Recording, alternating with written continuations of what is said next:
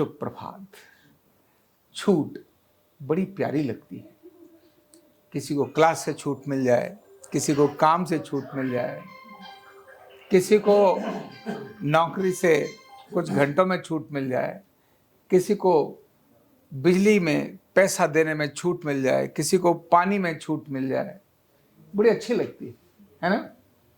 लेकिन ये छूट कभी व्यक्ति को प्रगति की तरफ लेकर नहीं जाती। छूट व्यक्ति को सिर्फ दुर्गति की तरफ ही लेकर जाती है। इसीलिए छूट मांगना, जो जिंदगी में सफल होना चाहता है उसको क्या करना चाहिए? छूट से छुटकारा चाहिए। क्या चाहिए? छूट मांगना बंद करना चाहिए। जब छूट मांगता है तो व्यक्ति कैसा महसूस करता है? सोचिए, किसी व्यक्ति ने कहा मुझे थोड़ा 10 मिनट की सुबह छूट दे दो, तो क्योंकि मैं बेचारा हूं। नहीं, छूट कौन मांगता है? जो बेचारा है। तो छूट मांगते ही व्यक्ति बेचारा हो जाता है। ये बेचारा है, इसको छूट दे दो, ऐसे होता ना।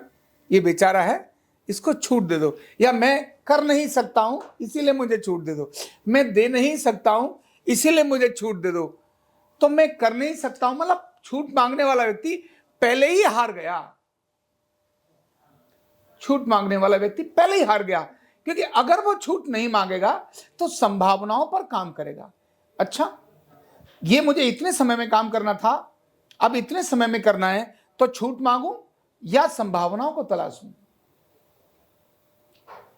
तो जैसे ही छूट मांगने की आदत को रोकता है व्यक्ति, संभावनाओं पर काम करना शुरू करता है। काम करता है, एक दिन के काम को 1 घंटे में कैसे किया जाए, उस समय उसका मन बड़ी तेजी से चलना शुरू होता है और बहुत परफेक्टली उस काम को करता है। आपको ध्यान होगा, एग्जाम के दिन जब आते हैं ना, परीक्षा के दिन आते हैं, कॉमन बच्चों की बात कर रहा हूं, परीक्षा के दिनों में लास्ट के 1-1.5 महीने जो वो रेल बढ़ाते हैं अपनी, जितनी पढ़ाई उन्होंने सारे वर्ष नहीं करी होगी जितनी आखिर के 10 दिन में करते हैं। करते नहीं करते? अब उन्होंने नई संभावनाओं को तलाश दिया, नई चीजों को जन्म दे दिया। इसीलिए छूट हमेशा पुरुषार्थ से गिराती है। किससे गिराती है? आपको पुरुषार्थी नहीं बनने देती। जब भी आप छूट मांगते हैं इसका मतलब आप पुरुषार्थी नहीं बनना चाहते। जब भी आप छूट मांगते हैं इसका मतलब आप आलसी, क्योंकि छूट आलसी बनाती है। और जब आप छूट मांगना बंद कर देते हैं इसका मतलब है कि आप आलस रोक रहे हैं, आलसी नहीं बनना चाह रहे। तो पुरुषार्थी बनना है, आलसी नहीं बनना है। छूट मांगने से आलसी बनता है, छूट न मांगने वाला पुरुषार्थी बनता है। छूट मांगने वाले व्यक्ति का कार्य से ध्यान हटता है। जब भी वो छूट मांगता है तो छूट मांगने से पहले कम से कम 25-50 बार खुद से छूट मांग चुका होता है।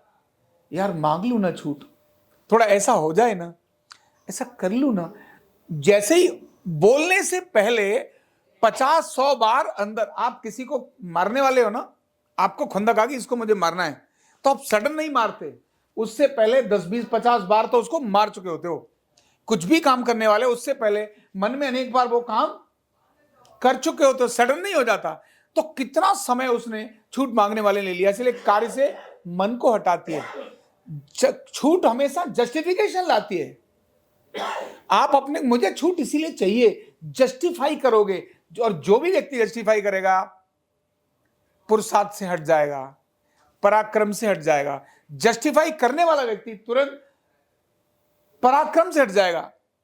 इसीलिए पुरुषार्थी बनना है तो छूट नहीं मांगनी, आलसी बनना है तो छूट मांगनी है।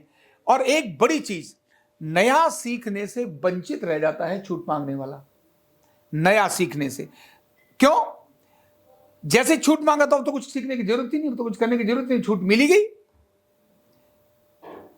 अगर छूट नहीं चाहिए तब आपको कुछ नया इनोवेशन करना पड़ेगा, कुछ नया कुछ करना पड़ेगा, जिससे उस चीज को, उस काम को, वो जो टास्क है या जो भी कुछ है जिसमें आप छूट मांगना चाहते हैं, अब आपको छूट नहीं चाहिए तो नया कुछ सोचना पड़ेगा।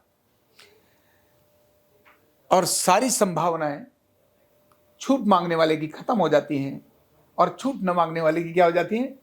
खुल जाती हैं।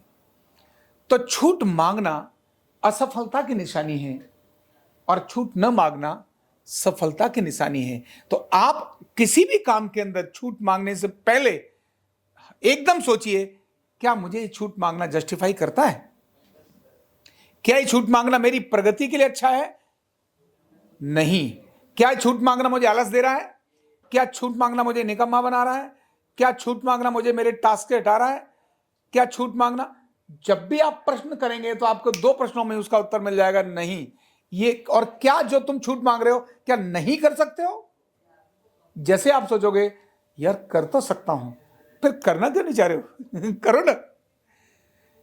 तो चाहे क्लास का समय हो, 8-8:30 बजे प्रेयर का समय, मतलब प्रेयर का समय, छूट मांग रहे हैं, इसका मतलब आप आलसी होना चाहते हैं। क्यों 4 बजे नहीं जग सकते? क्यों 3 बजे नहीं जग सकते? लोग जाने वाले तो ट्रेन पकड़ने के लिए सुबह सुबह लगातार जो अपने ऑफिस में जाते हैं, ट्रेन निकल जाती है, इसके लिए सुबह सुबह जल्दी जाते हैं। क्यों आपने स्टडी में इतना समय नहीं लगा सकते? और जैसे आपने छूट मांगी, ध्यान रखना, पढ़ाई से ध्यान हट जाता है। और जैसे ही छूट मांगना बंद किया, नहीं मुझे याद करना ही है, उसके बाद आपका हर पल आपको याद करना शुरू करेगा। आप रास्ते में जाएंगे, गाड़ी में जाएंगे, कार में जाएंगे, बस में जाएंगे, मेट्रो में जाएंगे, आपकी लर्निंग शुरू हो जाएगी। और इतनी कनेक्टिविटी हो जाती है, जैसे छूट मांगना आप स्टॉप करते हैं, जबरदस्त कनेक्टिविटी हो जाती है और आपको सेंटेंस धड़ाम धड़ाम धड़ाम धड़ाम करके याद होना शुरू हो जाते हैं। रस्सी काटते ही छूट की आप विकास की प्रक्रिया पर चले जाते हैं। और जैसे ही वो रस्सी आपने डाली हुई है छूट की, तो वो आपको वापस बैक मारने के लिए बार बार प्रेरित करती है। इसीलिए छूट मांगना अच्छा है? सफलता के लिए अच्छा है? नहीं। सफलता मतलब मरते दम तक। कोई व्यक्ति बोले मैं 80 साल का हूं, अब तो छूट दे दो, क्यों भाई? आप जो कर रहे हो उसमें आप कर सकते हो उतना करो।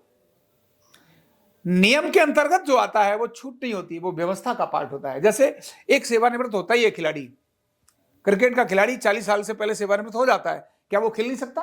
हो सकता है, लेकिन ये क्या है, this is part of the procedure. शरीर की स्थिति अवस्था को देखने के बाद उसको खिलाड़ी को वहां दे दिया कि भाई ठीक है आप रहने दो। सैनिक, क्या सैनिक 55 साल में बुढ़ा हो गया? अभी तो उसको अनुभव आया था, अभी तो ज्यादा टारगेट ले सकता था, लेकिन एक निश्चित एज लिमिट है, शरीर की एक निश्चित अवस्था है, उस समय जाकर उसको सेवानिवृत्त हो जाना चाहिए। तो जो प्रोसीजर है, जो पार्ट है, वो छूट नहीं है। ये क्या है? This is part of the procedure, this is part of the system. System के अंतर्गत जो व्यवस्था है उसमें कभी भी छूट लेने की कोशिश या लेने की इच्छा नहीं करनी चाहिए। हमेशा नई संभावनाओं को, नए कामों को हमेशा जन्म देते रहना चाहिए। बहुत बहुत धन्यवाद।